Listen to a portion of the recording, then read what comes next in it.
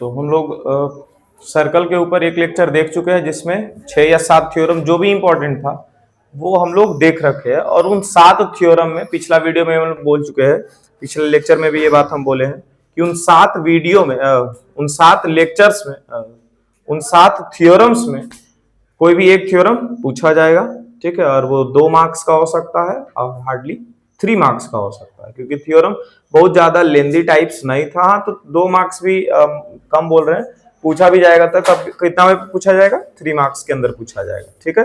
तो उन 7 थ्योरम को एकदम बढ़िया तरीके से याद रखना है या समझ करके रखना है, ताकि जब हमसे एग्जाम में पूछा जाए तो हम लोग इजिली बना सके, ठीक है। उन 7 थ्योरम के अलावा 8वां थ्योरम सर्कल में आप लोगों से नहीं पूछा जाएगा, ठीक है।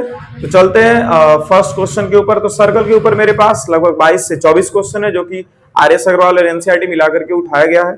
उन 24 क्वेश्चन में या 26 क्वेश्चन होगा, उन 24 या फिर 26 क्वेश्चन में से ही हम लोग से क्वेश्चन पूछे जाएंगे एग्जाम में, ये भी ध्यान में रखना है, ठीक है। अब हाँ, नंबर चेंज कर दे तो वो अलग चीज है, लेकिन जो भी क्वेश्चन बन सकता था सर्कल के अंदर 10th क्लास के हिसाब से, सीबीएसई बोर्ड के हिसाब से, वो क्वेश्चन हम रखे हुए अपने पास, ठीक है।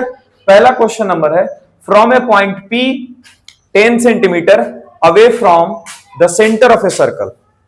सर्कल का सेंटर है और वहां से कितना दूर है जी, 10 सेंटीमीटर का दूरी पे एक पॉइंट है।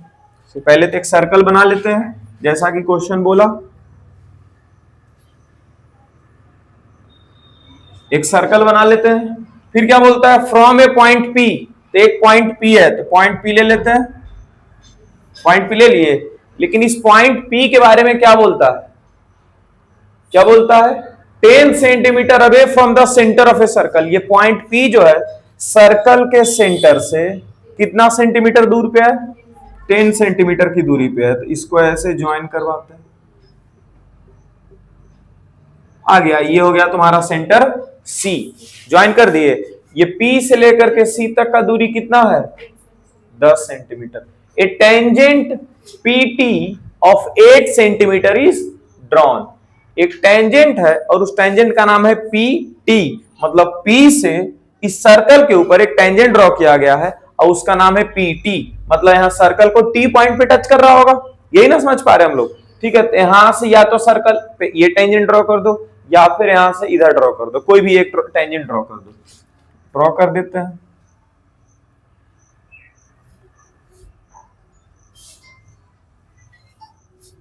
ड्रॉ कर दिए ना, ठीक है। अरे ड्रॉ किए, चलिए। हाँ, ये जो पीटीएफ बना रहे हैं सर्कल पे ही बन रहा है ना। हाँ, ये क्वेश्चन में कहा था कि सर्कल को टच करके आगे नहीं जाएगा, यहीं पे रुक जाएगा। हाँ, तो कर दो ना आगे, क्या दिक्कत है। टेंजेंट तो T तक ही, चलो यहां तक कर देते हैं।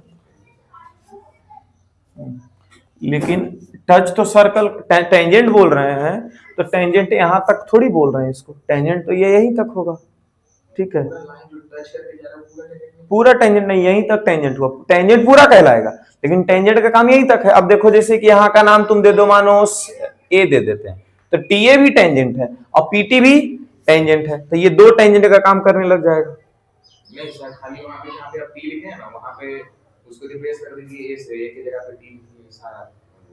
अच्छा, ऐसा बोल रहे हो, तो यहाँ टी लिख दोगे, तो टेंजेंट पीटी ऑफ इतना सेंटीमीटर इज ड्रॉन, ऐसा टेंजेंट तो ड्रॉ करेंगे, चलो पीटी, लेकिन यहाँ पर सर्कल पे जब टच नहीं करेंगे तो फिर अपने मन से सर्कल के ऊपर ए पॉइंट थोड़ी देना हम लोगों को। टेंजेंट जब आप बोल दिए तो टच कर ही रहा है सर्कल। हाँ, सर्कल पे टच करेगा, लेकिन सर्कल पे जिस पॉइंट पे टच करेगा उस पॉइंट का नाम देना चाहिए था क्वेश्चन में, वो दिया नहीं दिया, इसीलिए टी ही मान नहीं सकते, इसीलिए उसको टी ही बोलेंगे, ठीक है। ये जब हम लोग फिगर ड्रॉ कर रहे होंगे तो इसका ये एक तरीका है, चलो ठीक है, पूछ लिया।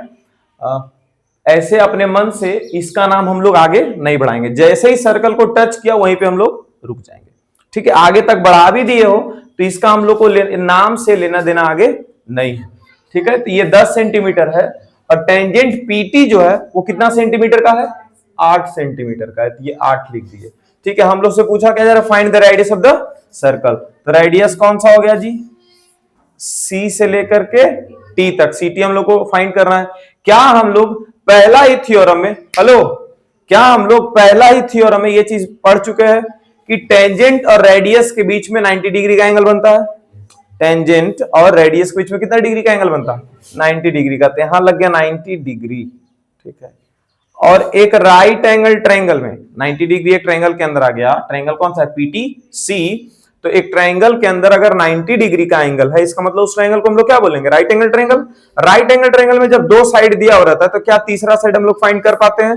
फाइंड कर लेते हैं बाई यूजिंग पाइथागोरस थ्योरम। लगा दो पाइथागोरस थ्योरम, जल्दी करो। साक्षी लगाई है? बन गया? तो बनाने का जरूरत नहीं है क्या? सबसे बन गया है। चलिए तो दूसरा नंबर क्वेश्चन पे आते हैं। कॉन्सेंट्रिक सर्कल के ऊपर हम लोग एक थ्योरम पढ़े हुए हैं, थ्योरम नंबर 5 या 6 था। 5 ही होगा theorem number. Two concentric circle क्या है? Two concentric circle are of the radii 5 centimetre and 3 centimetre. दो कॉन्सेंट्रिक सर्कल है, तो एक छोटा कॉन्सेंट्रिक सर्कल है, कॉन्सेंट्रिक सर्कल में से एक छोटा होगा और एक बड़ा होगा, ये तो सीधा बात है, ठीक है। दोनों कॉन्सेंट्रिक सर्कल का ये सेंटर तो सेम होता है ना जी कॉन्सेंट्रिक सर्कल के लिए, ठीक है। रेडियस भले अलग अलग होता है, एक का रेडियस कितना है 5 सेंटीमीटर, एक का 3। Find the length of chord of the longer circle which touches the smaller circle. मतलब कि बड़ा वाला सर्कल के लिए जो कॉर्ड है और छोटा वाला सर्कल को टच भी कर रहा है, तो इसका ड्राइंग कल ऐसा देखा थे, यहां से ऐसे निकला था, यही था ना? तो बोलो, तो इसको हम लोग अपने मन से नाम देते हैं ए और बी। मान लेते हैं यहां पर किस पॉइंट पे टच हुआ है? सी पे। इसका सेंटर कौन हो गया? ओ। अच्छा, ओ से इधर देखो, ऐसा क्वेश्चन करना तुम लोग ड्राइंग ही नहीं सही से बना पाएगा, फिगर सही से नहीं बना पाओगे। एक बड़ा सर्कल के लिए रेडियस है और एक छोटा सर्कल के लिए, तो देखो तो ओ से अगर सी तक जाएंगे, ठीक है, तो ये छोटा सर्कल का रेडियस हुआ, अरे बोलो ना, ये छोटा सर्कल के लिए रेडियस हुआ कितना? 3 सेंटीमीटर। 3 सेंटीमीटर हो गया। क्या ये छोटा सर्कल के लिए ए बी जो है वो टेंजेंट का काम कर रहा है? क्योंकि ये टच करते हुए ना सर्कल को जा रहा है। और ये ओसी क्या है? रेडियस। तो यहां पर 90 डिग्री का एंगल बनेगा कि नहीं बनेगा? बनेगा। चलिए, ओ से अगर ए तक जाए तो ये बड़ा वाला सर्कल के लिए रेडियस होगा कि नहीं होगा? चलो इसको भी ड्रॉ कर देते हैं। बड़ा वाला कितना सेंटीमीटर दिया हुआ है जी? फिर से क्या एक राइट एंगल ट्रायंगल बन चुका है। क्या हम लोग एसी का वैल्यू निकाल पाएंगे यहां से? एक राइट एंगल ट्रायंगल के अंदर दो साइड का वैल्यू मालूम है तो तीसरा फाइंड कर पाते हैं, तो आ गया एसी का वैल्यू। क्या हम लोग ये चीज जानते हैं, कल ही पढ़े थे कि बड़ा वाला सर्कल और छोटा वाला सर्कल में जो एक कॉर्ड होता है और वही कॉर्ड टेंजेंट का काम अगर कर रहा है, तो जिस पॉइंट पे टच करता है सर्कल को, उस पॉइंट से दोनों तरफ बराबर बराबर दूरी होता है। मतलब chord is bisected at the point of contact. ऐसा हम लोग कल एक थ्योरम पढ़े थे। और नहीं भी पढ़े हैं तो याद रखना है कि बड़ा वाला सर्कल के लिए ए बी क्या है? कॉर्ड है ना। 9th क्लास का एक थ्योरम था जिसमें बोलता था कि अगर कॉर्ड के ऊपर सेंटर से परपेंडिकुलर खींच दिया जाए तो कॉर्ड दो बराबर भाग में बढ़ जाता है, ठीक है। इसका क्या मतलब है कि एसी और बीसी क्या दोनों हो जाएगा? बराबर। तो अगर हमारे पास सॉल्व करके एसी का वैल्यू कितना आ जाएगा? 4 सेंटीमीटर, तो ए बी के बारे में क्या लिख देंगे? 2 गुना एसी और 2 गुना 4 कितना आ गया? 8 सेंटीमीटर। ऐसे क्वेश्चन ऑब्जेक्टिव के अंदर पूछे जाते हैं, छोटा छोटा क्वेश्चन है ये, ठीक है। ऐसा क्वेश्चन हम लोग उम्मीद लगा के नहीं बैठ सकते कि सब्जेक्टिव में पूछेगा, ठीक है। और अगर सब्जेक्टिव में पूछेगा तो हम लोग को लिखना पड़ेगा थोड़ा 2-4 लाइन, नहीं लिखना पड़ेगा। सिर्फ पाइथागोरस थ्योरम लगाने से काम चल जाएगा? नहीं, ये चीज लिखना पड़ेगा। ये जब 2 गुना एसी लिखे ना, ए बी के बदले 2 गुना एसी, तो यहां पर लिखेंगे कि chord of the larger circle is bisected at the point of contact C. इसी के कारण हम लोग ऐसा लिख रहे हैं, ठीक है। ये लाइन बस लिख देंगे। चलिए, बन गया। अगला क्वेश्चन दे दे।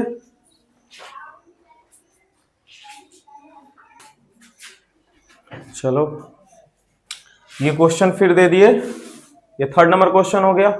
अच्छा, इससे पहले इसको फिर से बदल देते हैं, इसको 4th नंबर क्वेश्चन रखो, इसको 3rd नंबर क्वेश्चन बनाते हैं। इसी को यहां जो 5 सेंटीमीटर है इसको हम लोग लिख देते हैं ए सेंटीमीटर, और ये जो 3 सेंटीमीटर है इसको लिख देते हैं हम बी सेंटीमीटर, ठीक है। और लास्ट में यहां ये भी बता देते हैं कि ए जो है वो बी से बड़ा है। चलो, क्वेश्चन हो गया चेंज। बस 3 और 5 के जगह पे कुछ और चेंज कर दिए, है ना। चलिए बना करके देखिए।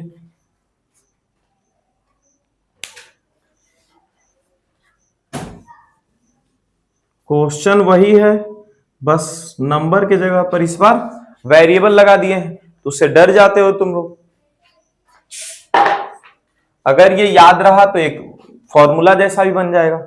ऐसा क्वेश्चन फॉर्मूला ऐसे ही ना बनता है, ठीक है। और उसके बाद ये क्वेश्चन कर लेंगे, और ये इतना करने के बाद हम लोग चलेंगे क्लास 9th का कुछ बेसिक जो थ्योरम लगने वाला है इस चैप्टर के अंदर, ठीक है, वो हम लोग को पढ़ लेना है, ठीक है। क्योंकि कुछ लोग भूल भी गए होंगे कि सेमी सर्कल कितना एंगल बनाता था, ठीक है। सेम ये सेगमेंट में एंगल क्या होता है, सेंटर पर एंगल और सरकमफ्रेंस पर एंगल का क्या होता है, साइक्लिक क्वाड्रिलेटरल में क्या होता है, ये सब चीज भूल गया होगा, इसलिए रिवाइज करवा देते हैं।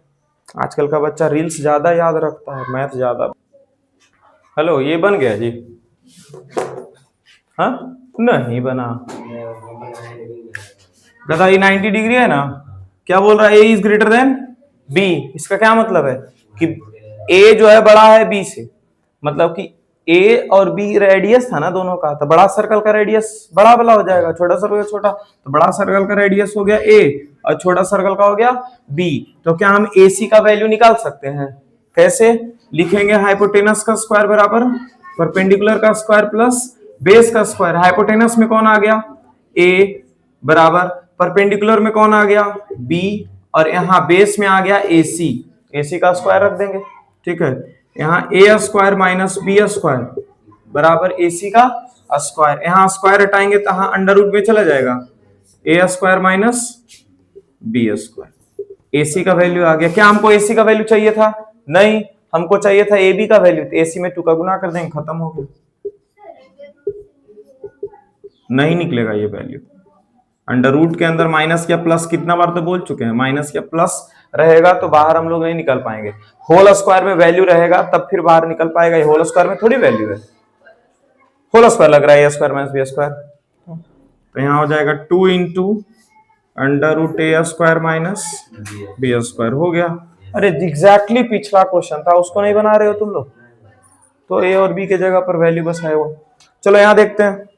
From an external point P of a circle with centre O, मतलब कि एक पहले सर्कल बना लेते हैं, ठीक है। एक्सटर्नल पॉइंट पी से और सेंटर इसका क्या है सर्कल का? ओ। 2 टेंजेंट ड्रॉ किया गया, चलो 2 टेंजेंट ड्रॉ करते हैं। एक्सटर्नल पॉइंट कहां है? P है। 2 टेंजेंट जैसे ड्रॉ करने के लिए बोला तो हम लोग ऐसे ड्रॉ कर लेंगे, अरे बोलो, ठीक है। और उसके बाद फिर ये रेडियस से और इसको यहां रेडियस से ज्वाइन कर दिए। ओ, कौन कौन टेंजेंट बोलता है जी? तो पी क्यू और पी आर बोलता है। कितना एंगल है क्यू पी आर का? क्यू पी आर का टोटल एंगल कितना दिया हुआ है?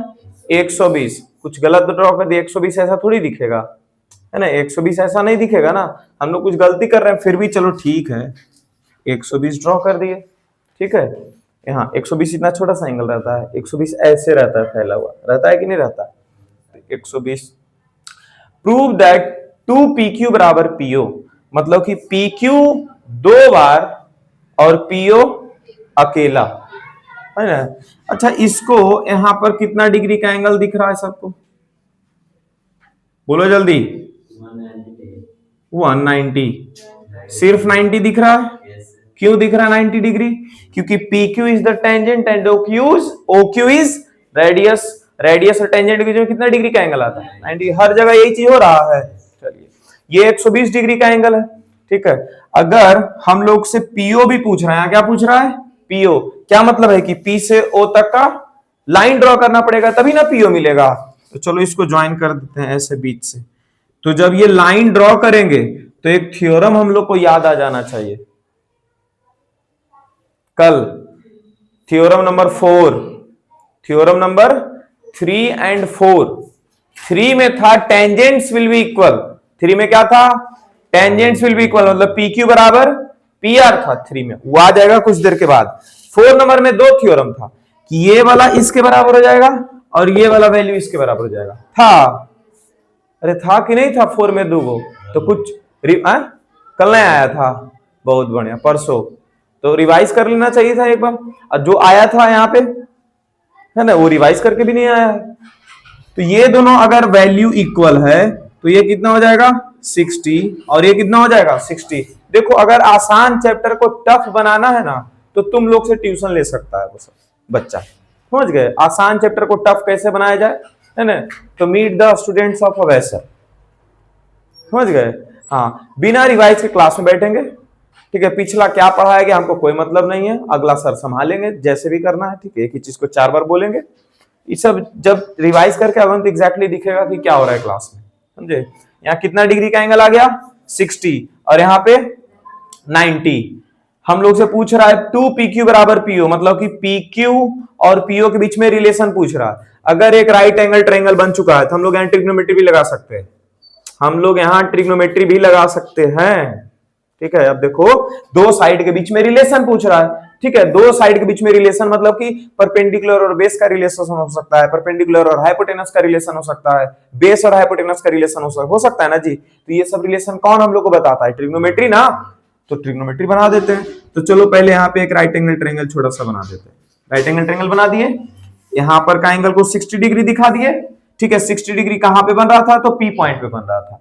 90 डिग्री दिखा दिया, 90 डिग्री कहां बन रहा था, Q पॉइंट पे। और एक और लेटर कौन सा है, O है। अरे बोलो, हम लोग को किसका रिलेशन चाहिए, PQ और PO का। देखो यहाँ पे PQ ये रहा और PO ये रहा, मतलब ये क्या है 60 डिग्री के हिसाब से ये कौन सा है, बेस, ये क्या है बेस। और 90 डिग्री के हिसाब से ये हो गया हाइपोटेनस। मतलब बेस और हाइपोटेनस का रिलेशन किस में आता है, साइन में आता है, कॉस में आता है, कॉस में आता है। तो यहाँ कॉस लिखेंगे। अच्छा कितना डिग्री का एंगल है, 60 डिग्री। तो कॉस 60 लिखने के बाद क्या लिख देंगे, बेस बाई हाइपोटेनस। कॉस 60 का वैल्यू क्या होता है 1/2। बेस कौन है PQ, हाइपोटेनस कौन है PO। यहां क्रॉस मल्टीप्लीकेशन हो गया, PO इंटू 1 और बराबर 2 इंटू PQ। खत्म हो गया, नहीं खत्म हो गया, बस। यहां से एक और क्वेश्चन ऐसे ही लगा सकता था, PO रेशियो PQ, ऐसे ऐसे वाला क्वेश्चन भी दे सकता था। मतलब क्या इसको चाहिए था PO बटा PQ, नहीं निकाल सकते थे PO बटा PQ, क्या हो जाता 2:1। अरे PO बटा PQ पूछता तो 1/2 को क्या लिख देते 2/1 लिख देते। ऐसा क्वेश्चन भी हो सकता है, ठीक है। चलो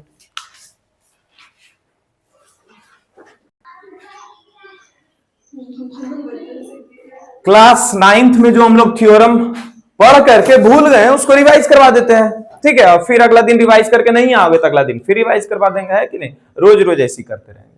अपने पास तो 3-3 घंटा 4-4 घंटा का समय होता है कि नहीं, ठीक है। 9th क्लास में हम लोग थ्योरम जो जो पढ़े हैं, सबसे पहला थ्योरम जो बहुत ही इजी वाला याद रखना है कि अगर कोई डायमीटर है, क्या है, कोई डायमीटर है एक सर्कल के अंदर, तो इस डायमीटर के वजह से सरकमफ्रेंस पे कहीं भी एंगल बनेगा तो 90 डिग्री का एंगल बनेगा। सिर्फ ये डायमीटर का ये वाला पार्ट और डायमीटर का ये वाला पार्ट दोनों अगर मिल जाए, दोनों अगर मिल जाए, ठीक है, तो यहां पे कितना डिग्री का एंगल बनेगा जी 90 डिग्री का बनेगा, ठीक है। समझ में आया क्या है। अब भी कुछ देर के बाद हम इस चीज को यूज करने वाले हैं, 1 या 2 क्वेश्चन के बाद, देखते हैं याद रहता है कि नहीं।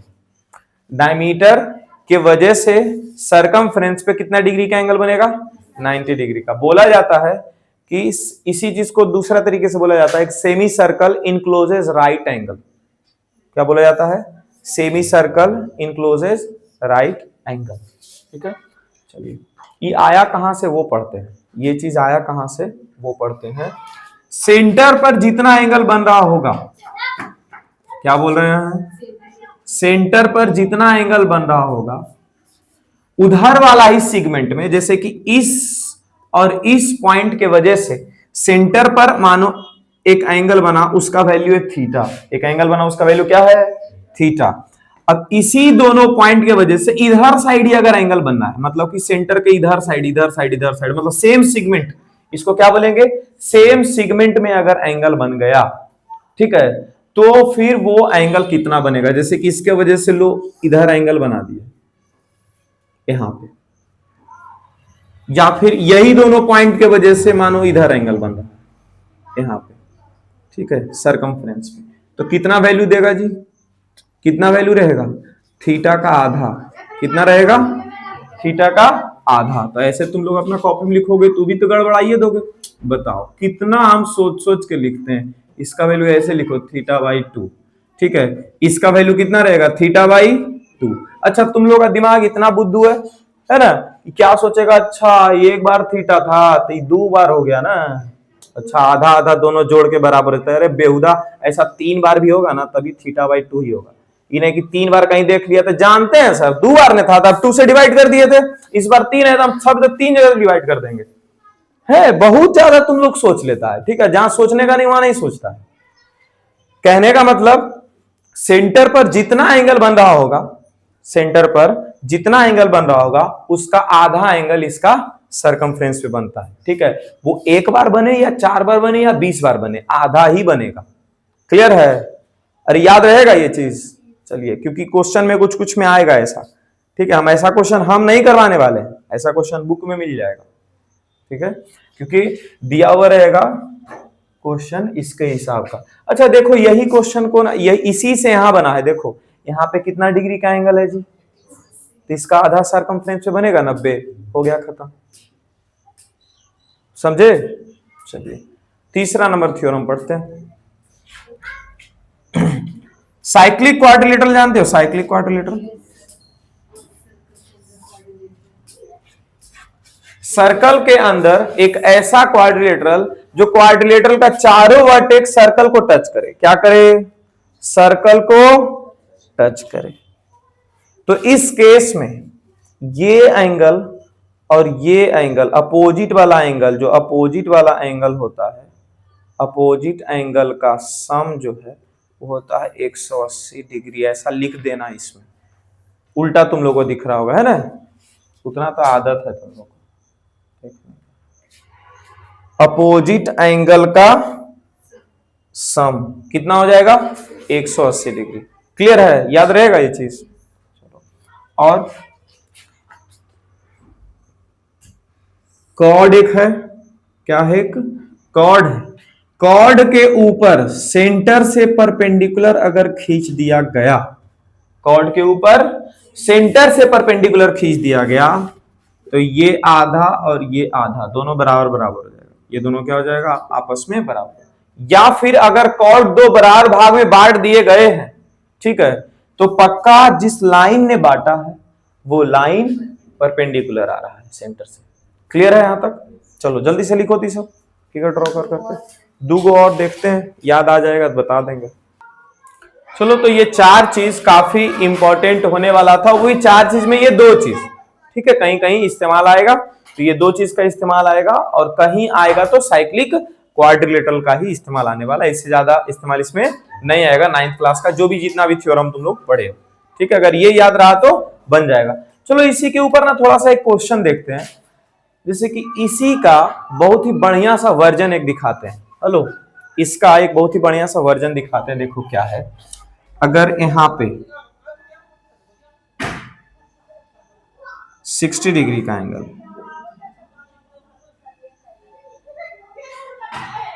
तो यहां पे कितना डिग्री का एंगल होगा, 150।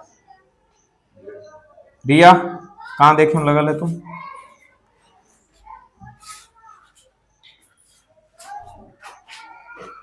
यहां पे 60 डिग्री है सेंटर पे, तो ये एंगल कितना डिग्री हो जाएगा जी, 30 डिग्री। बहुत बढ़िया, यही ना सिखा रहे थे अभी यहाँ पे कि सेम सिगमेंट में होना चाहिए। क्या एक भी फिगर नीचे ड्रॉ किए बोला नहीं, तो फिर कैसे 30 डिग्री आ गया?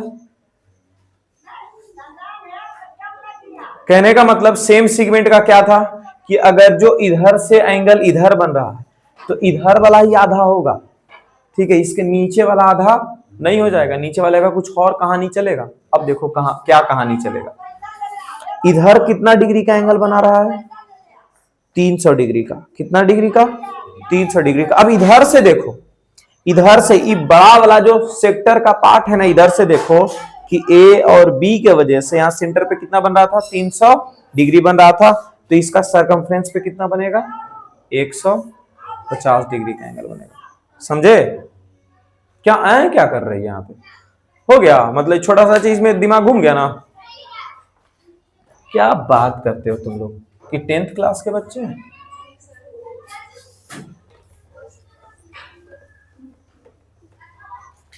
देखो यहां पे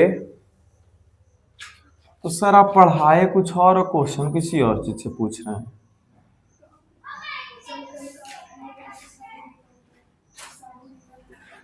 यहां पे कितना डिग्री है? 60 डिग्री है। तो इधर अगर तुमसे पूछे तो कितना डिग्री का एंगल बन जाएगा जी? 30 डिग्री का बन जाएगा। ठीक है। अच्छा, यही अगर जो यहां पे बोल रहे हैं 60 डिग्री का एंगल है, तो इधर साइड ही अगर तुमसे पूछ लिया जाए,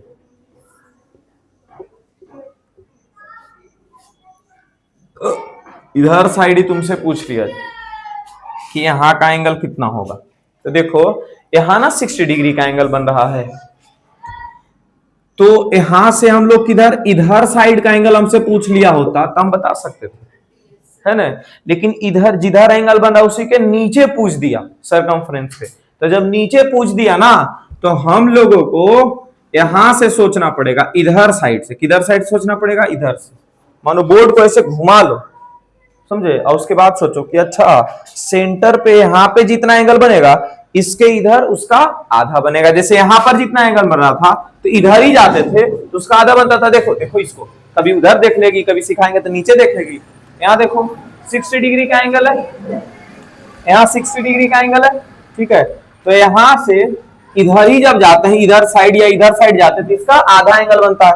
लेकिन जब इधर ही जाते तब ना, लेकिन पूछ किधर दिया? इधर का। ठीक है, तो सेंटर पर इतना एंगल तो 60 डिग्री है, एक पॉइंट का चारों तरफ का एंगल जोड़ते हैं कितना डिग्री आता है? 360 डिग्री। ठीक है, 360 में अगर ये 60 को घटा दें, ठीक है, तो कितना आ जाएगा जी? 300 डिग्री। मतलब सेंटर पर का एंगल अब कितना हो गया? 300। तो ये 300 का आधा इधर सरकमफ्रेंस पे हो जाएगा 150, 150 डिग्री। समझ में आया है? चलिए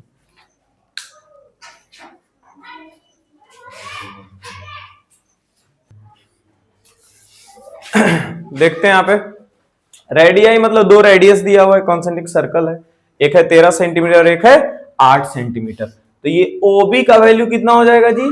8 सेंटीमीटर हो जाएगा, और OA का वैल्यू कितना हो जाएगा? 13 सेंटीमीटर, है कि नहीं है? तो किए हमारे बच्चे ऐसे कर रहे हैं, दिख रहा है यहाँ पे छोटा एक रेडियस और एक बड़ा रेडियस है, तो छोटा सर्कल का रेडियस छोटा होगा, मतलब OD कितना हो जाएगा? 8, और OB कितना हो जाएगा? 13। ये तो साफ साफ दिख रहा है। अच्छा, OB जितना होगा उधर उतना ही तो OA होगा, दोनों बड़ा सर्कल का रेडियस है OB और OA है। अच्छा, ये क्या है? टेंजेंट, और OD क्या है? रेडियस। तो यहां पर क्या बना? 90 डिग्री का एंगल बन गया। तो लिखते हैं इन राइट ट्रायंगल, कौन सा? ODB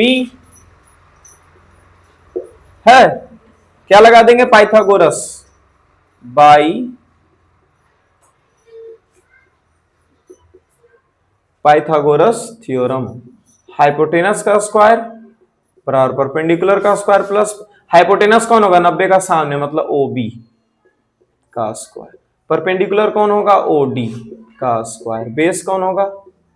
BD का स्क्वायर। OB कितना हो जाएगा जी? 13। OD कितना है? 8 प्लस BD का स्क्वायर। 13 का स्क्वायर 169, 8 का स्क्वायर 64, इधर आएगा तो माइनस, कितना हो गया? BD का स्क्वायर। हाँ, तो 169 में से 64 घटा क्या आ गया? 105 बराबर BD का क्या, हम लोग स्क्वायर हटाएंगे तो 105 अंडर रूट में जाएगा, तो BD बराबर क्या हो जाएगा? Under root 105। अच्छा, जितना BD होगा क्या उतना ही DE होगा? BD का 2 गुना BE हो जाएगा। सीधा BE के बारे में क्या लिख सकते हैं? 2 गुना BD। ऐसा क्वेश्चन हम 2 को सॉल्व कर चुके हैं यहाँ पे, A और B वाला, उसके वो पहले 3-4 वाला जो था, है ना। अच्छा, अब भी कुछ देर पहले ये भी बता चुके हैं कि एक डायमीटर जो है सरकमफ्रेंस पे कितना डिग्री का एंगल बनाएगा, 90 डिग्री का एंगल बनाएगा। तो ये ए और बी, ए बी लिखा हो ना diameter, A B is a diameter, तो ए और बी की वजह से देखो कहीं सरकमफ्रेंस पे एंगल बन रहा है। तो बी से यहां ई तक आ गया, ए से यहां ई तक आ गया, तो यहां भी कितना डिग्री का एंगल बनेगा, 90 डिग्री का एंगल बनेगा। तो फिर से राइट एंगल ट्रायंगल हो जाएगा हमारा ए ई बी। तो ऐसे ही डायरेक्टली थोड़ी लिखते हैं, ऐसे बोलेंगे कि since A B is a diameter, है ना, तो it subtend 90 degree at the circumference, it subtends 90 degree at the circumference. ये चीज लिख देंगे, उसके बाद फिर लिखेंगे in right angle triangle A E B. तो ए ई बी में क्या बी का वैल्यू हम लोग को मालूम चल जाएगा, 2 गुना √105। ठीक है, क्या ए बी का वैल्यू हम लोग को मालूम है, अरे बोलो।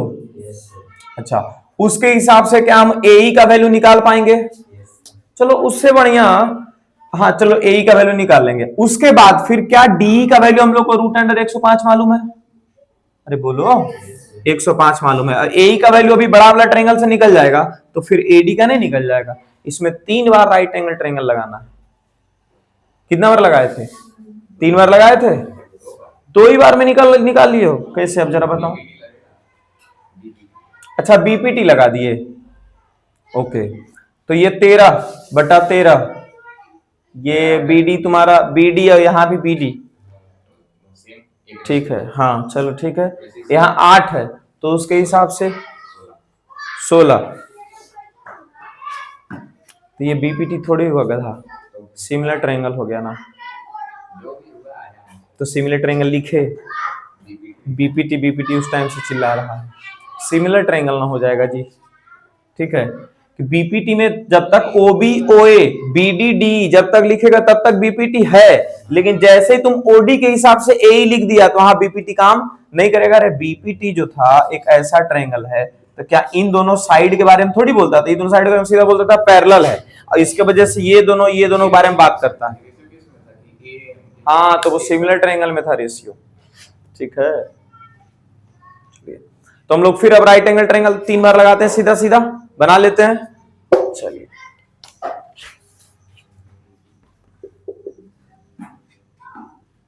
हाँ, एंगल ए ई बी क्या लिख देंगे जी, 90 डिग्री। कैसे, डायमीटर सबटेंड्स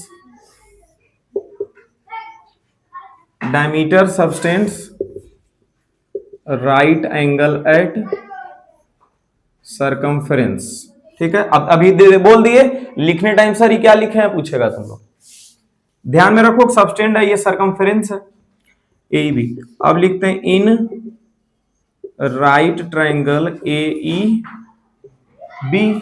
ठीक है, क्या हो जाएगा फिर से, हाइपोटेनस का स्क्वायर बराबर परपेंडिकुलर का स्क्वायर प्लस बेस का स्क्वायर। अब हाइपोटेनस कौन होगा, तो सर 90 का सामने में साइड तो एडी दिख रहा है सर, तो एडी हाइपोटेनस होगा कि नहीं होगा, क्यों नहीं होगा, क्योंकि हमारे पास ट्रायंगल ए ई बी है, तो ए ई बी ट्रायंगल में ई का सामने सीधा ए बी आएगा।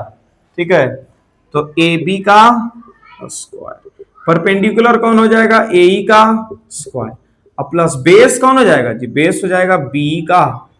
क्या हम लोग के पास ए बी का वैल्यू मालूम है, यस, 23 13 दूनी 26 का स्क्वायर। क्या ए ई का वैल्यू मालूम है, नहीं सर वो तो निकालना पड़ेगा। क्या बी का वैल्यू मालूम है, नहीं, लेकिन बी का वैल्यू हम यहां से निकाल सकते हैं। देखो बी का वैल्यू हम लोग निकाल सकते हैं, बीडी का 2 गुना करेंगे तो क्या आ जाएगा, बी आ जाएगा। तो यहां लिखते हैं सीधा बी बराबर 2BD, क्या आ गया, बी बराबर 2√105। इसको ऐसे गोला कर देंगे, डिब्बा बना के रखेंगे, क्योंकि सब चीज का हो सकता है आगे जरूरत पड़ रहा है यहाँ पे जरूरत। यहाँ बी का स्क्वायर मतलब क्या, 2√105 का क्या करना पड़ेगा, स्क्वायर करना पड़ेगा। बोलो 26 का स्क्वायर क्या होता है, याद नहीं है, 676। अब बोलेगा सर 676 को इंग्लिश में क्या बोलते हैं सर, इंग्लिश स्कूल के इंग्लिश बच्चा, 676 676 बराबर ए स्क्वायर प्लस 2 का स्क्वायर हो जाएगा 4। और रूट का स्क्वायर से रूट हट जाएगा तो 105। ये आ गया 676 माइनस 4 गुना 105। 4 को 105 से गुना कर देते हैं तो 105 गुना 4 क्या हो जाएगा 420। तो यहाँ 420 घटा देते हैं, क्या आ गया ए स्क्वायर आ गया जी। यहां से ए स्क्वायर बराबर क्या वैल्यू बना 676 में 420 घटा दो क्या होगा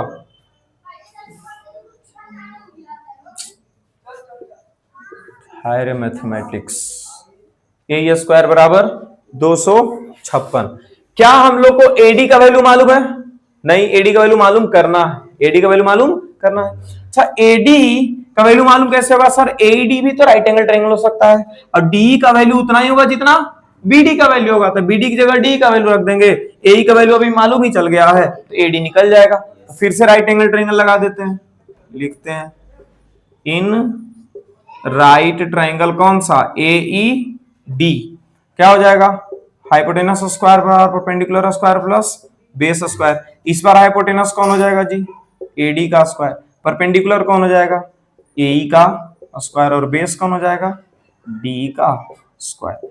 एडी का स्क्वायर तो चाहिए, एई का स्क्वायर यहाँ देखो आया हुआ है, कितना आया हुआ 256। अब इसका अंडर रूट मत निकालने लग जाना, हम जानबूझकर इसके अंडर रूट नहीं निकाले। क्यों नहीं निकाले? हमको मालूम है कि स्क्वायर का पार्ट ही जरूरत पड़ने वाला है, स्क्वायर लगा दिया सीधे। एई का स्क्वायर दिया होता 256 लिख दिए। डी का स्क्वायर कितना होगा? तो जितना बीडी का स्क्वायर आया था उतना ही डी का स्क्वायर आएगा। दोनों बराबर बराबर होता है ना, होता है कि नहीं होता? चलिए, तो डी के जगह पर कितना लिख देंगे जी 105। क्यों लिख देंगे? लिखेंगे सिंस बी स्क्वायर बराबर डी स्क्वायर, लिखेंगे बी का जितना वैल्यू उतना ही डी का वैल्यू। एडी स्क्वायर बराबर क्या हो गया 6 और 5 11 की एक बाकी एक 5 और एक 6 और यहाँ 2 और एक 3। एडी स्क्वायर हो रहा है 361। 361 किसका स्क्वायर होता है? तो तुम लोग सोचोगे सर जानते हैं 361 अंडर रूट में डाल देते हैं, स्क्वायर था तो। अब इसके बाद कट ही नहीं रहा था सर, प्राइम फैक्टरेशन किए थे, रूट के अंदर गया था ना वैल्यू, तो प्राइम फैक्टरेशन किए थे, नहीं निकला वैल्यू। कहां से निकलेगा? तुम लोग 11 या 13 तक सोचोगे गुना, उसके बाद का गुना ही नहीं आता, तुम लोग सोच ही नहीं पाओगे। अरे गुना आएगा तभी ना सोचेगा जी वहां तक, और उतना मेहनत भी नहीं करने के लिए जानते हो, इतना पे ही आंसर बन जाएगा तुम लोग का,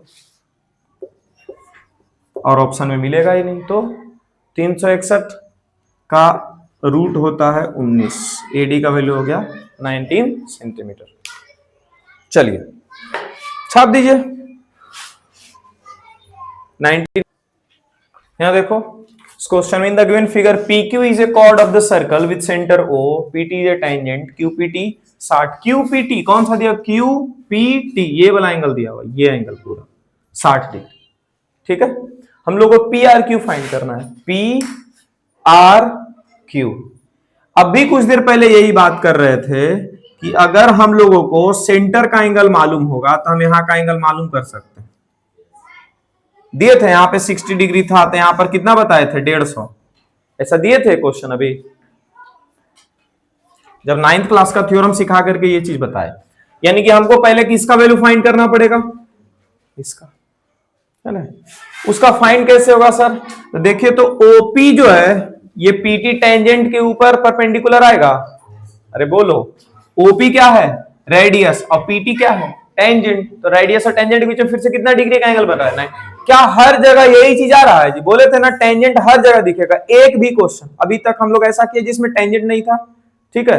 हर जगह टेंजेंट आने वाला है, और जैसे ही रेडियस के पास टेंजेंट टकराया दिमाग में लाना है 90 डिग्री, ठीक है। तो यहां पर लिखते हैं एंगल OPT बराबर कितना हो जाएगा 90 डिग्री। कैसे?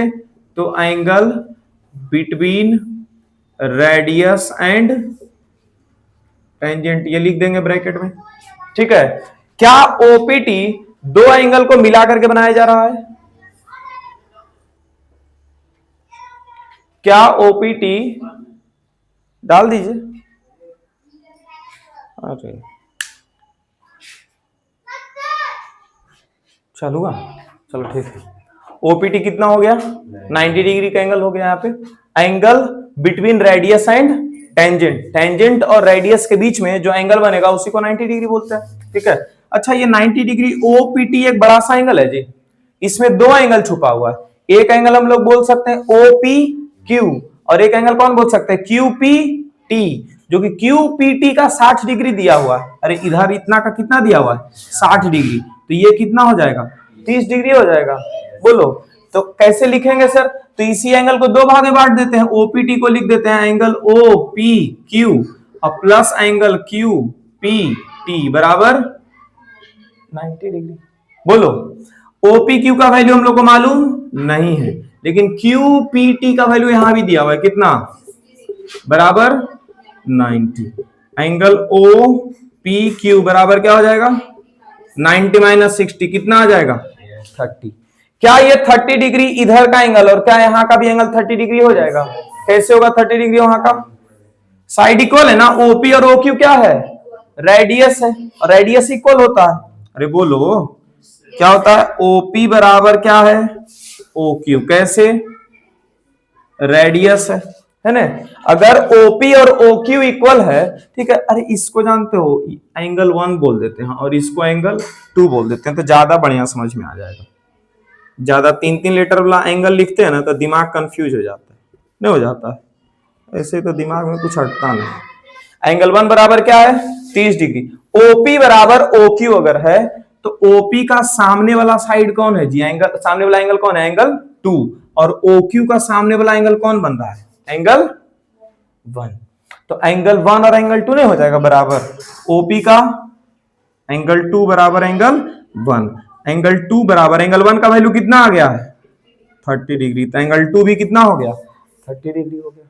ठीक है, तो क्या हम सेंटर पर का एंगल फाइंड कर सकते हैं? अब एक ट्रायंगल में, कौन सा ट्रायंगल में OPQ में angle O plus angle 1 plus angle 2 तीनों को जोड़कर कितना हो जाएगा 180 डिग्री।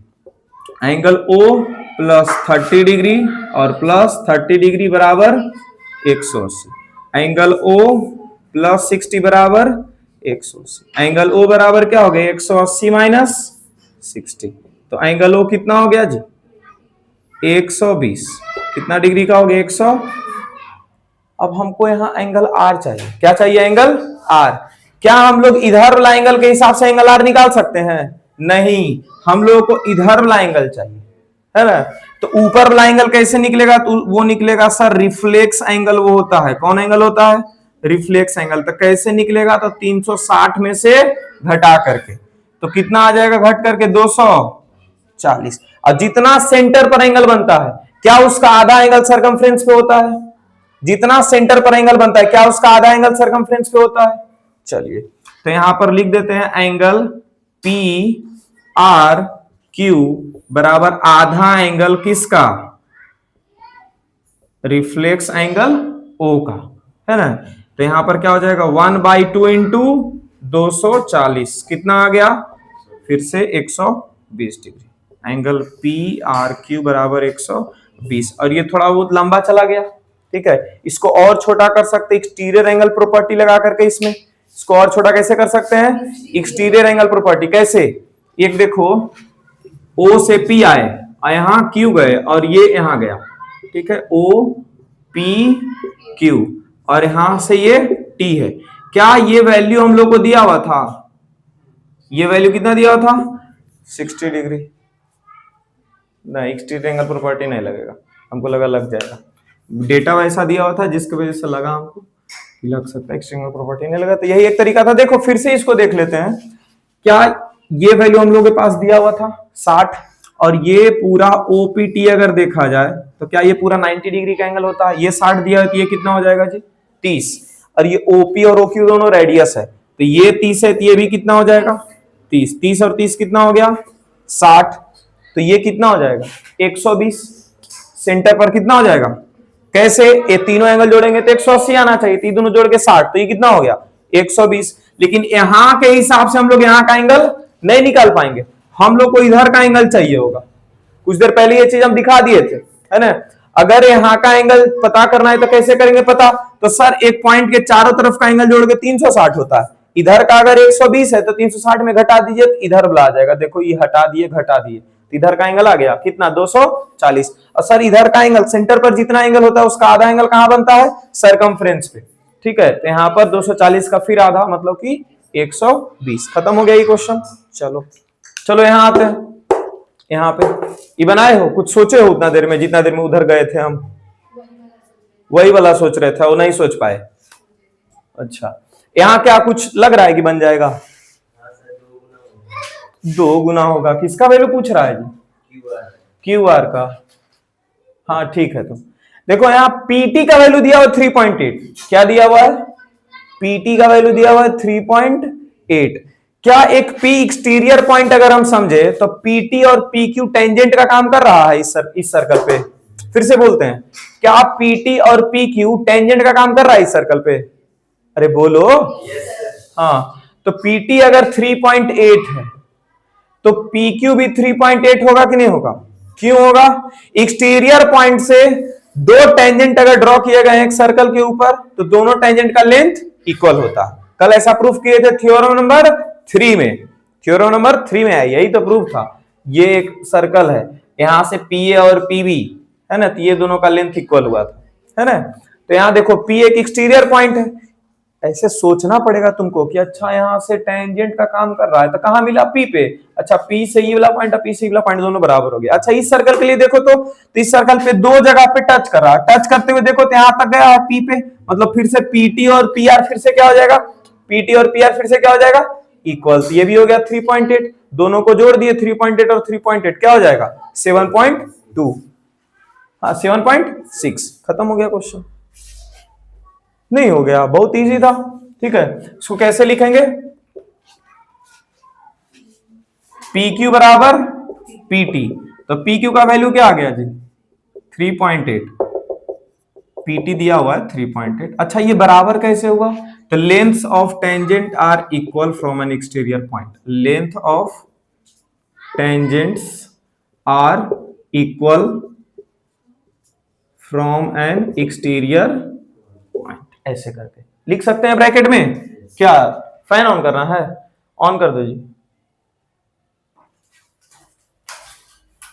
है इधर ऊपर कहां?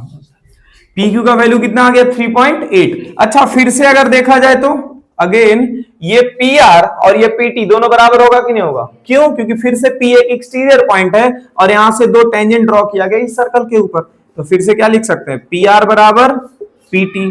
फिर से यही चीज दोबारा लिखेंगे, तो ऐसे नहीं करते हैं। ये चीज जो भी लिखे थे उसको फिर से यहाँ पर लिखेंगे बढ़िया से, ही नहीं कि सर ऐसे ऐसे कर देते हैं ना, कि बचपन में सिखाया जाता था ऐसे, लेकिन अब नहीं करना है। PR का वैल्यू कितना हो जाएगा फिर से? 3.8, क्योंकि PT 3.8 था। लेकिन हम लोग से पूछा क्या गया है जी? QR का वैल्यू। क्या पूछा गया है? QR देखो तो कहां बन रहा है? 2 पार्ट में बन रहा है। PQ और PR को जोड़ करके QR बन रहा है। देखो ना, QP और प्लस PR, यहां लिख देते हैं QP और प्लस PR। QP का वैल्यू कितना है? 3.8 और PR का वैल्यू कितना है? 3.8। दोनों को जोड़ दिए तो 7.6। चलो छाप दो जल्दी से। चलिए सॉल्व करते हैं इसको। क्या बोलता है? ये दिया हुआ होगा क्वेश्चन में कि AB and CD are tangents on common tangents. इसको क्या बोलेगा? Common tangents. कॉमन टेंजेंट्स क्यों बोलेगा? क्योंकि दोनों सर्कल पे टेंजेंट है। Common tangents on both circle. ठीक है, हम लोग को प्रूफ करना है AB is equals to CD। क्या हम लोग ये बात जानते हैं कि 2 एक्सटीरियर पॉइंट से टेंजेंट का लेंथ इक्वल होता है सर्कल पे? तो लिखेंगे from an exterior point length of tangents are equal. ऐसा जानते हैं जी? ये जानते हैं तो लिख देंगे। अब देखो एक्सटीरियर पॉइंट यहां पे E है। एक्सटीरियर पॉइंट क्या है यहाँ पे? E। तो E से लेके A तक और E से लेके C तक दोनों बराबर हो जाएगा। लिख देते हैं यहां पे EA बराबर EC, EA बराबर EC। Equation number 1। अच्छा हम लोग को प्रूफ करना है AB। लेफ्ट साइड पे कौन लाना है? AB। क्या लाना है? AB। AB कैसे आएगा? तो सर जब AE में EB ऐड हो जाएगा तब ना AB आएगा। अरे AE में EB ऐड हो जाएगा। अच्छा ये भी जानते हैं सर EB जो है वो ED के बराबर है, तो हम लोग लेफ्ट साइड में किसको लिख देंगे? EB को। लेफ्ट साइड में किसको लिख देंगे? EB को। ई एक्सटीरियर पॉइंट है ना, और यहां से दो टेंजेंट ड्रॉ किए, दोनों बराबर है, लेकिन किसको कहां लिखेंगे सर? तो ईबी को लिखेंगे लेफ्ट साइड पे, ईडी को किधर रख देंगे? राइट साइड पे। क्यों? क्योंकि ईए और ईबी, देखो ईए और ईबी ऐड हो जाएगा सीधा सीधा, तो ए बी हो जाएगा। अब लिखते हैं एडिंग इक्वेशन 1 एंड 2। सानू समझ में आ रहा है तुमको? नहीं तो ये क्लियर क्लियर बोल रहे हैं जी कि हाँ बाहर एक इस एक्सटीरियर पॉइंट से यहां टेंजेंट और यहां टेंजेंट ड्रॉ किया गया है, तो ये दोनों लेंथ इक्वल होगा, तो इसका ई से लेकर डी तक का डिस्टेंस ई से लेकर के बी तक का डिस्टेंस इक्वल होगा, ठीक है। और यहाँ ई से लेके ए तक और यहाँ ई से लेके सी तक का डिस्टेंस इक्वल होगा। क्या आप घर में रिवाइज किए हैं? तो घर में जाकर रिवाइज कीजिए ना पूरा, और जो क्वेश्चन आज बनाए हैं उसको घर में जाकर के पूरा रिवाइज कर लेंगे, ठीक है। तो रिवाइज करने देते हैं तो कहां सर रिवाइज वाइज होता है? डायरी में लिखते हैं, स्कूल का होमवर्क तो होबे नहीं करता है, आपका बिना लिखले रह जाता है, दिमाग में उतना ऐड होता है। चलो फिलहाल तो हम लोग इक्वेशन ऐड करना है, ठीक है, दिमाग में तुम्हारा कुछ ऐड हो नहीं, दोनों को ऐड करते हैं, ई ए और प्लस ई बी, और यहां क्या आ गया जी? ई सी प्लस ई डी। देखो ई ए और ई बी को ऐड करने पर क्या मिल रहा है? ए बी मिल रहा है, और ई सी और ई डी को ऐड करने पर क्या मिल रहा है? सी डी मिल रहा। हो गया प्रूफ, 2 लाइन का प्रूफ था। बोलो इससे इजी प्रूफ देखे हो पहले कभी? नहीं, सर्कल में बहुत इजी क्वेश्चन है अभी तक, आएगा थोड़ा सा इस सोमवार से, मतलब कल से कॉम्प्लिकेटेड क्वेश्चन आएगा, तो इसको घंटा भर कम से कम दे ही देना घर में रिवीजन के ऊपर, ठीक है, कम से कम 1 घंटा। यार देखो इस क्वेश्चन का जो भी सॉल्यूशन था यहां कर दिए, मिटा देते हैं, ये क्वेश्चन पहले बनाते हैं, ये वाला क्वेश्चन। सोच पा रहे होगी क्या हो रहा है यहाँ पे? सिर्फ टेंजेंट का लेंथ इक्वल इसमें होते रहा, देखो ना, इसीलिए तो एक ही जगह सारा क्वेश्चन इकट्ठा कर दिया ऐसा वाला कि टेंजेंट का जो भी लेंथ इक्वल हो रहा है सब एक जगह देखते रहो। देखो यहाँ क्या एक एक्सटीरियर पॉइंट है एक्स, और क्या यहाँ एक्स से एक ऐसा लाइन है जो टकराते आया है इस सर्कल पे, कौन है वो? एक्स आर, एक्स पी है, कौन है वो? X P. फिर एक्स वाला पॉइंट से क्या एक ऐसा लाइन है जो सर्कल पे टकरा रहा है आकर के? Q, x Q. क्या दोनों का लेंथ इक्वल होगा? चलिए और क्या क्या इक्वल होगा? देखो क्या एक ए एक्सटीरियर पॉइंट है जहां से ए पी और ए आर दो टेंजेंट्स ड्रॉ किए गए सर्कल पे। देखो ऐसे देखने के लिए सीखो देखो सर्कल पे पी और आर दो को पॉइंट है जी, और दोनों देखो पी और आर से निकल करके कहीं बाहर गया है, कहां गया है? ए पे, है ना, यानी कि ए से लेके पी तक और ए से लेके आर तक का डिस्टेंस फिर से इक्वल हो जाएगा। क्या क्या हो जाएगा? ए से पी तक और ए से आर तक इक्वल हो जाएगा। और देखो क्या यहाँ आर से और यहाँ क्यू से फिर से बाहर की ओर निकल करके गया है, कहां मिला है? बी पे, मतलब बी क्यू और बी आर फिर से क्या हो जाएगा? बराबर। क्या हो जाएगा? बी क्यू और बी आर हो जाएगा इक्वल। और ये सब कौन सा प्रॉपर्टी से इक्वल हो रहा है? तो from an exterior point length of tangent are equal, ये लिख देंगे, from an exterior point lengths of tangents are equal, ठीक है। अच्छा हमको प्रूफ क्या करना है? X A plus A R. क्या प्रूफ करना है? X A plus A R. देखो ध्यान, एक्स ए जो है वो क्या एक्स पी वाला पार्ट में है? अरे तो एक्स ए को हम लोग ऐसे लिख सकते हैं, एक्स ए को x P minus A P. चलो नहीं लिखते हैं ऐसे, एक्स ए को हम लोग क्या एक्स पी वाला पार्ट में देख पा रहे हैं? चलो ठीक है, यहां आते हैं, लिखते हैं सिंस एक्स पी बराबर एक्स क्यू। क्या एक्स पी में दो पार्ट है? क्या एक्स पी में दो पार्ट है? देखो एक्स ए और ए पी, एक्स ए और ए पी। और यहां एक्स क्यू में भी देखो तो क्या एक्स बी और बी क्यू है? एक्स क्यू, एक्स क्यू क्या है? एक्स बी और बी क्यू। यहां से प्रूव दैट वाला जो दिया हुआ है उसमें से देखो हम लोग को क्या क्या चाहिए और क्या क्या नहीं चाहिए। तो एक्स ए चाहिए और एक्स बी चाहिए, एक्स ए चाहिए और एक्स बी चाहिए। कौन नहीं चाहिए? तो एपी नहीं चाहिए। एपी की जगह क्या चाहिए जी? ए आर। देखो तो एपी की जगह ए आर है यहां लिखा हुआ, बोलो तो अगला लाइन में एपी की जगह ए आर लिख देंगे। एपी की जगह क्या लिख देंगे, ए आर। क्या यहाँ एक्स बी चाहिए था, सर एक्स बी है। क्या यहाँ बी क्यू चाहिए था, नहीं, बी क्यू की जगह क्या चाहिए, बी आर। देखो तो पहले से लिखे हुए हैं बी क्यू बराबर बी आर, तो बी क्यू की जगह क्या लिख देंगे यहाँ पे, बी आर। हो गया प्रूफ। बोलो इतना इजी इजी प्रूफ और कहां मिलेगा, ठीक है, क्लास 10 का सर्कल में मिलेगा। सिंस यहां पर क्या हुआ है, तो एपी बराबर आ गया है A R and B Q बराबर क्या आ गया है, बी आर। ये सब दो दो तीन तीन नंबर का सवाल है, समझे। ये पूछा गया है, सब एक एक साल करके पूछा गया है एग्जाम में, ठीक है। चलो लिख लो, हो गया प्रूफ।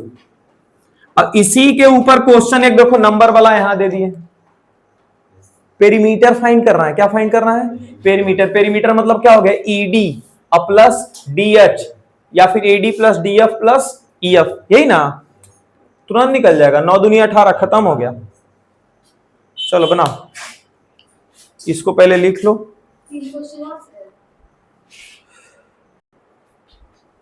तो पिछला जो क्वेश्चन था उसी में बस चेंज कर दिए ये चीज, ठीक है। क्या चेंज किए हैं, ये जो एक्सपी है, मतलब दो टेंजेंट था ना बाहर से ड्रॉ किया हुआ, कौन था, एक्सपी और एक्सक्यू। तो इसमें से कोई भी एक टेंजेंट जो है वो इस ट्रायंगल के पेरीमीटर का आधा के बराबर होगा। ट्रायंगल जो बन रहा है एक्स ए बी, इसका पेरीमीटर के आधा के बराबर होगा। यहां पर जो चीज हम लोग जानते हैं कि एक्सटीरियर पॉइंट से एक्सपी और एक्सक्यू का लेंथ क्या हो जाएगा, बराबर। ए एक्सटीरियर पॉइंट है तो यहाँ से एपी और ए आर का लेंथ हो जाएगा बराबर। बी एक्सटीरियर पॉइंट है तो बी क्यू और बी आर का लेंथ हो जाएगा बराबर। ये सब लिख देंगे यहाँ पे, थोड़ा सा 3 लाइन लिखते बच गए ना हम, इसीलिए इसको यहीं पर प्रूफ कर देंगे, ठीक है। इसके बाद फिर क्या हम लोग को पेरीमीटर वगैरह कुछ प्रूफ करना है ना, यहाँ पर लिखते हैं पेरीमीटर ऑफ ट्रायंगल। कौन सा ट्रायंगल है जी, एक्स ए बी। क्या एक्स ए बी का अगर पेरीमीटर है, पेरीमीटर होता क्या है, तीनों साइड का जोड़। अरे ट्रायंगल का पेरीमीटर क्या होता है, ऑल साइड्स का सम।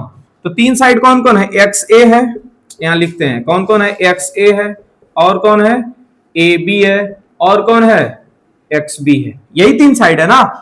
अरे बोलो इधर कौन कौन है, एक्स ए है, ए बी है और एक्स बी है। क्या एक्स ए बी को हम लोग तोड़ सकते हैं, ए बी को, देखो ए बी को तोड़ सकते हैं। अरे ए बी के बीच में कोई पॉइंट आर आ रहा है, तो इसको हम लोग क्या लिख सकते हैं, A R plus B R लिख सकते हैं। यहां लिख दो ए बी की जगह क्या लिख दो, A R plus B R और प्लस एक्स बी। देखो तो एक्स ए, अच्छा एक्स ए में अगर हम ए पी को जोड़ दे तो क्या एक्स पी हो जाएगा, बोलो फिर से, क्या एक्स ए में ए पी को जोड़ दें तो क्या एक्स पी हो जाएगा, है ना, पी एक्स या एक्स पी जो भी है। तो एपी कैसे जोड़ेंगे सर, हमको कैसे एपी मिलेगा, तो क्या एपी जो है ए आर के बराबर है, ए आर के बराबर है, तो इस ए आर के जगह क्या लिख दो, एपी। उसी तरह से अगर हम एक्स बी में बी क्यू को जोड़ दें तो क्या एक्स क्यू मिल जाएगा, अरे बोलो, है ना। लेकिन एक्स बी कहां से आएगा, तो क्या एक्स बी और बी आर बराबर है, एक्स बी बोलते हैं, बी क्यू और बी आर बराबर है, तो यहां बी आर के जगह किसको लिख देंगे, बी क्यू को लिख देंगे और प्लस एक्स बी। अब यहां पर जो ये चीज बराबर लिखे हैं इसके बदले ब्रैकेट यूज करना पड़ेगा ना, कि ए आर जो है वो किसके बराबर है, ए पी के, और बी आर जो है वो किसके बराबर है, बी क्यू के, इसीलिए ऐसा इस्तेमाल हुआ। अब X A plus A P क्या हो जाएगा, X A plus A P क्या हो जाएगा, एक्स पी, और B Q plus X B क्या हो जाएगा, देखो तो बी क्यू और प्लस एक्स बी, क्या एक्स क्यू हो जाएगा, बोलो क्या आ गया, perimeter of triangle X A B. X A B का पेरीमीटर क्या हो गया, इसका बाहर वाला जो दो टेंजेंट था यही दोनों का जोड़। अच्छा हमको perimeter of X A B भी दिख रहा है, एक्स पी भी दिख रहा है, कौन, एक्स क्यू दिख रहा है यहाँ पे प्रूफ दैट में, एक्स क्यू दिख रहा है कहीं पे, एक्स क्यू नहीं दिख रहा है, तो एक्स क्यू को चेंज करना पड़ेगा।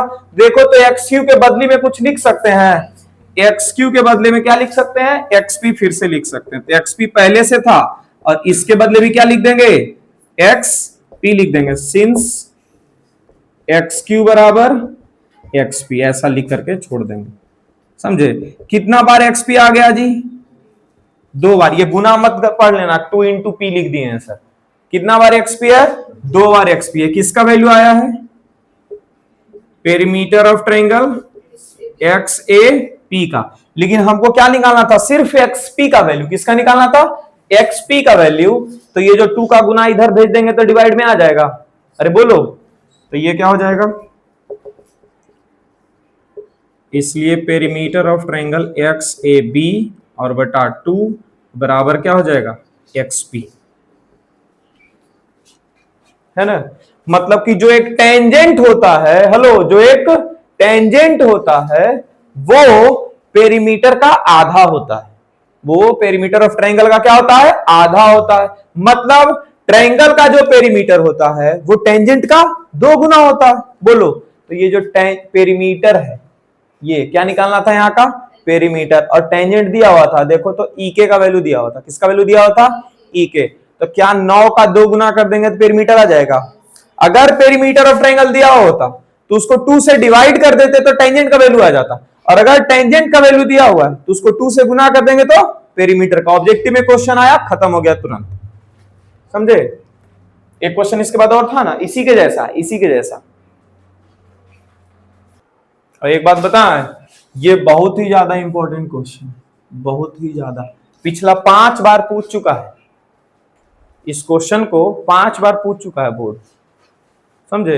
ये सब क्वेश्चन तो अब जैसे तैसे ऐसे घूमते रहेगा बाजार में, मतलब एमसीक्यू में जहां तहां पूछते रहेगा। कभी इसको पूछ दिया, जैसे 4-5 एमसीक्यू बोलेंगे, जैसे कोई भी चैप्टर बोलते हैं कि एमसीक्यू पूछा जा सकता है, एमसीक्यू पूछा जा सकता है, तो क्या सबको एमसीक्यू पूछ देगा, किसी एक को पूछेगा। 5 या 6 क्वेश्चन को जो बोलते हैं एमसीक्यू पूछेगा, तो कोई एक क्वेश्चन पक्का एमसीक्यू में पूछ देगा, समझे।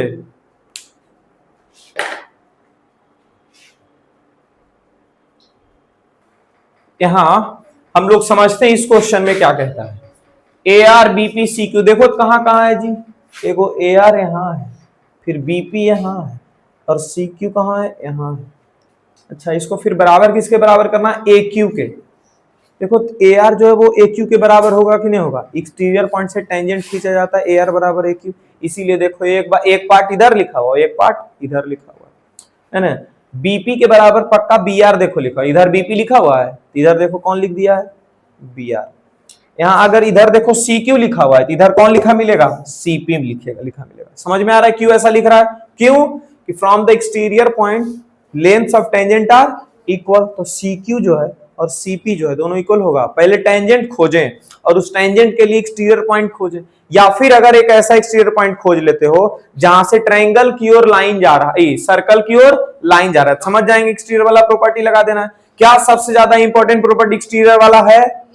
उसके बाद फिर थ्योरम नंबर 3 में जो हम लोग पढ़े हैं, कौन सा, लेंथ ऑफ टेंजेंट, ये एक्सटीरियर वाला बोलते हैं। हाँ, सबसे ज्यादा important theorem length of tangent वाला है, length of tangents are equal. और कौन है इंपॉर्टेंट, तो टेंजेंट और रेडियस के बीच में होता है 90 डिग्री का एंगल। ये दोनों इंपॉर्टेंट है कि नहीं है, बस। तो यहां पर कैसे हम लोग करेंगे, तो सर वही चीज जैसे यहां पर लिखे हैं, ठीक है, वही चीज यहां भी लिख देंगे। क्या लिखेंगे, फ्रॉम एन एक्सटीरियर पॉइंट, यहां से सॉल्यूशन चालू हो जाता है, from an exterior point lengths of tangents are equal, ये चीज है। तो यहां से क्या लिखेंगे जी, यहां से किसको लिखेंगे, ए आर बराबर ए क्यू लिखेंगे। अरे बोलो, अच्छा इसमें एलएचएस में देखते रहना कि कौन कौन है, एलएचएस में कौन कौन है। तो एलएचएस में देखो ए आर है, अरे एलएचएस में कौन है, ए आर है, तो ए आर को लिख दिए। यहां देखो, इधर अपने सब मत सॉल्व करो, यहां देखो।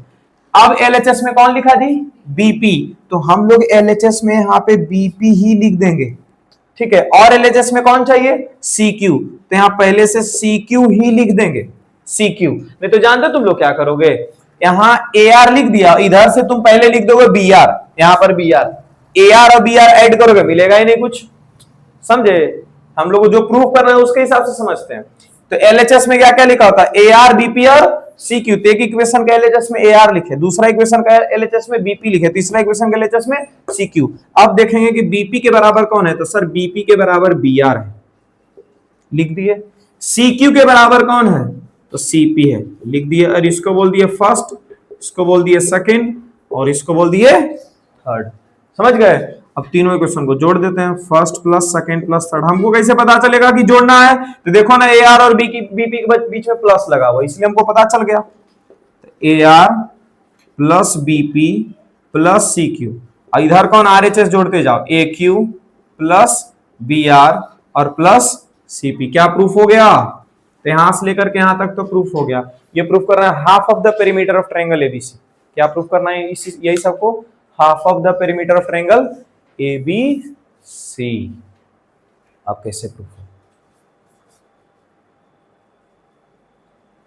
तो क्या हमको पेरीमीटर ऑफ ट्रायंगल एबीसी को प्रूफ करना है? तो अब कंसीडर करते हैं, मतलब कि ट्रायंगल पेरीमीटर का, ट्रायंगल का जब पेरीमीटर निकालना है तो क्या ए बी, बी सी और ए सी तीनों को ऐड करना पड़ेगा? ए बी, बी सी और ए सी को तीनों को ऐड करना पड़ेगा कि नहीं ऐड करना पड़ेगा?